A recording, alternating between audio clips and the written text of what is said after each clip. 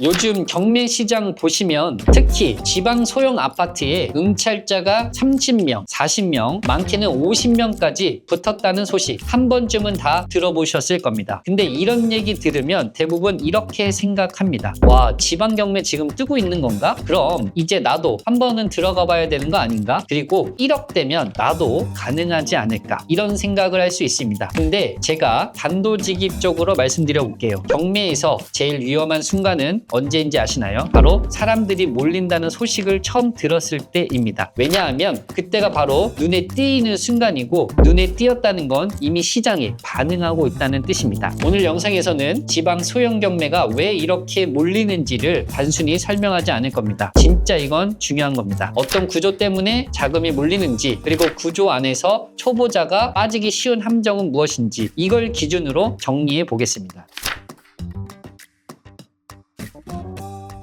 최근 기사들 보시면 청주, 아산, 울산, 대전 이런 지방 도시들 소형 아파트 경매에 응찰자가 20명, 30명, 심지어 많게는 50명 넘는 사례도 나오는 경우가 있었습니다. 낙찰가도 90% 안팎까지 올라갔다고 하고요. 이게 전부 기사로 나온 현상입니다. 근데 여기서 우리는 질문을 한번 던져봐야 합니다. 왜 지금 이 시장에 돈이 몰리고 있는 건지, 지금이 기회인 건지 아니면 과열의 시작인 건지, 이 질문에 대한 답이 없으면 아무리 뉴스를 많이 봐도 실전 투자는 조금 어려울 수 있습니다. 경매 시장에서 사람이 몰릴 때 반드시 감정이 아니라 구조를 먼저 바꿔야 합니다. 누가 갑자기 지방을 좋아해서가 아니라 누가 소형이 멋있어서 달려드는 것도 아닙니다. 돈은 언제나 갈 수 있는 곳으로 이동하게 되어 있습니다. 오늘 이 시간에는 지방 소형 경매에 돈이 몰리는 이유 딱 3가지만 정확히 말씀드려 보겠습니다. 첫 번째 이유는 단순합니다. 돈이 갈 데가 없어진 겁니다. 지금 서울을 보시면 대출 규제 많은 거 알고 계시죠? 그리고 실거주 의무도 생겼죠. 자금 출처 조사도 굉장히 깐깐하게 봅니다. 그럼 결국 자금이 좀 막히게 된 겁니다. 그럼 투자자들은 어떻게 되느냐? 서울 고가 아파트는 진입 자체가 좀 불가능해질 수 있고, 수도권, 인기 지역은 이미 가격이 치솟아서 가격에 대한 부담감이 큽니다. 그럼 이럴 때 자금이 바로 어디로 가느냐? 지방에 있는 1억에서 3억대 소형 시장으로 내려오게 됩니다. 이 시장은 가격 부담이 좀 적고 대출이 상대적으로 수월하고 실패해도 타격이 덜할 것 같은 심리적 안정감이 있습니다. 그래서 중요한 건 이겁니다. 이건 지방이 좋아서 들어간 수요가 아니라 서울이 막히다 보니 내려온 수요라는 겁니다. 이걸 꼭 이해하셔야 됩니다. 두 번째 이유는 세금과 규제 프레임입니다. 요즘 투자자들은 수익률보다 먼저 더 따지는 게 있습니다. 바로 세금 계산입니다. 예를 들어서 지방의 공시가 2억 이하 주택은 주택 산정에서 빠지는 경우가 있잖아요. 그럼 무슨 뜻이냐? 한 채 더 사도 세금 부담이 크지 않다라는 겁니다. 여기에 취득세도 적고 보유세도 낮고 팔 때 양도세 부담도 상대적으로 덜 하다라는 겁니다. 그러니까 이 시장은 대박을 노리는 곳이 아니라 손익계산이 되는 곳이 되는 겁니다. 이러한 심리 때문에 사람이 몰릴 수밖에 없는 거죠. 세 번째는요, 조금 웃기지만 정말 강력한 이유이기도 합니다. 경매는 싸다라는 인식과 이미지입니다. 요즘 낙찰가율 90%가 넘는데도 불구하고 사람들 반응을 보면 그래도 경매니까 싸겠지, 그래도 시세보단 낫겠지, 이런 생각을 하는 경우가 있습니다. 여기서 핵심은 실제로 싼가가 아니라 싸다고 느껴지느냐입니다. 특히 1억대 물건은 망해도 괜찮을 것 같은 착각을 주기도 합니다. 이게 가격이 아니라 심리의 문제입니다. 그래서 1억짜리 경매에 30명이 몰리는 일이 지금 현실에서 계속 벌어지고 있는 겁니다. 자, 여기까지 3가지 이유를 한번 정리해 보겠습니다. 서울에 돈이 막히다 보니 돈이 지방으로 내려왔고, 세금과 규제가 상대적으로 유리하고 경매에 대한 착각이 심리적으로 작용했다. 이제 많은 분들이 이렇게 생각하실 겁니다. 그럼 지금 들어가면 되는 거 아닌가요? 근데 지금부터가 바로 중요한 이야기입니다. 바로 초보자가 제일 많이 빠지는 함정입니다. 입찰자 수가 많다? 이것은 좋은 물건이다 라고 생각하시면 절대 안 됩니다. 응찰자 수가 많다는 건 그 물건이 이미 눈에 띄었다는 뜻이고요. 쉬운 쉬운 물건이라는 겁니다. 특히 요즘은 정보가 굉장히 빠르잖아요. 지방 소형 같은 경우는 특히 정보 비대칭이 거의 없습니다. 다들 네이버 부동산 보고 블로그 보고 그러한 기준으로 접근하니까 입찰가도 엇비슷해지고 경쟁도 치열해지는 겁니다. 결국 초보가 들어가면 낙찰가가 비싸지고 안전마진은 사라지고 그 물건은 리스크가 되는 겁니다. 자, 두 번째 함정은요. 금액이 작으면 괜찮겠지 하는 생각입니다. 작은 금액일수록 사람은 가볍게 결정하고 깊이 안 따져보는 경우가 간혹 있습니다. 하지만 경매는요. 임차인 문제, 대항력 있는 임차인, 지역 수요, 그리고 황금성 이런 거 하나만 잘못 걸려도 1억은 그냥 묶일 수 있습니다. 금액이 아니라 세부적인 구조가 중요합니다. 세 번째는 이겁니다. 지금 이 흐름 계속 갈 거야 라는 착각을 하는 겁니다. 지방 소형 시장은 들어올 때 한꺼번에 쫙 몰리지만 빠질 땐 더 빨리 빠집니다. 입찰자 수 몇 주 안에 떨어질 수도 있고요. 금리, 규제, 분위기 하나만 바뀌면 시장 반응은 굉장히 빠르게 반응을 합니다. 그래서 이 시장은 들어갈 타이밍보다 엑시트가 중요한 시장입니다. 그래서 초보는 꼭 이러한 질문을 먼저 해야 합니다. 이걸 내가 사게 되면 나중에 다시 잘 팔 수 있을까? 라는 질문을 꼭 해보셔야 됩니다. 자, 그럼 정리해 보겠습니다. 왜 사람들이 몰리는 구조는 이해하되 경쟁이 과열된 물건은 피하고 황금성과 수요가 단순한 물건만 본다라는 거고요. 수익률보다 안전마진을 먼저 챙긴다라는 겁니다. 지방 소형 경매는 무조건 좋은 시장도 아니고 그렇다고 해서 절대 피해야 될 시장도 아닙니다. 기준이 없이 들어가면 위험한 시장이 되는 거죠. 마지막으로 이 말씀 꼭 드리고 싶습니다.